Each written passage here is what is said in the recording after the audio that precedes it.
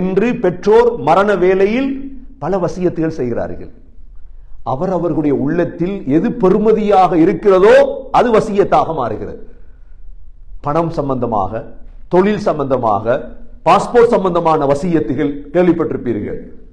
ஆனால் மிக புத்திசாலிகள், இந்த உலகத்துக்கு வந்த புத்தி ஜீவிகளுடைய வசியத் என்ன தெரியுமா?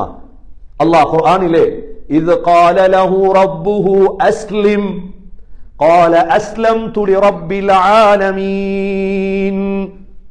இப்ராஹிம் அலைஹிஸ்ஸலாத்தை பார்த்து அல்லாஹ் சொன்னான், வழிபடுங்கள், இஸ்லாத்துக்கு வாங்க. சொன்னாங்க, யா அல்லாஹ் நான் வழிபட்டேன். அஸ்லம்து லிரப்பில் ஆலமீன்.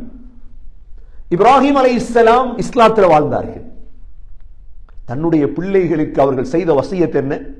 وَوَصَّى بِهَا إِبْرَاهِيمُ بَنِيهِ وَيَعْقُوبُ. ஹஜ்ரத் இப்ராஹிம் அலைஹிஸ்ஸலாம் பிள்ளைகளுக்கு செய்த வசியத் என்ன? இப்ராஹிம் அலைஹிஸ்ஸலாம் யாரோட போராடியவர் தெரியுமா? உலக மன்னன் நும்ரூதோடு போராடியவர்கள். பபிலோனியாவுடைய மன்னன் 800 ஆண்டுகள் ஆட்சி செய்தவர். எத்தனை ஆண்டுகள்? 5 வருடம் 10 வருடம் அல்ல, 800 ஆண்டுகள் ஆட்சி செய்த பபிலோனியாவுடைய மன்னன் நும்ரூத் பின் கன்ஆனோடு போராடியவர் தான் இவர். சாதாரணவர் அல்ல இப்ராஹிம் அலைஹிஸ்ஸலாம். இவர் வசிய செய்தார். என்ன வசிய செய்தார்? இன்னல்லாஹ அஸ்தஃபா லகுமுத்தீன் ஃபலா தமூதுன்ன இல்லா வஅன்தும் முஸ்லிமூன். பிள்ளைகளே, முஸ்லிம் ஆகாம மௌத்தாயிடாதீங்க. இதான் வசியத்.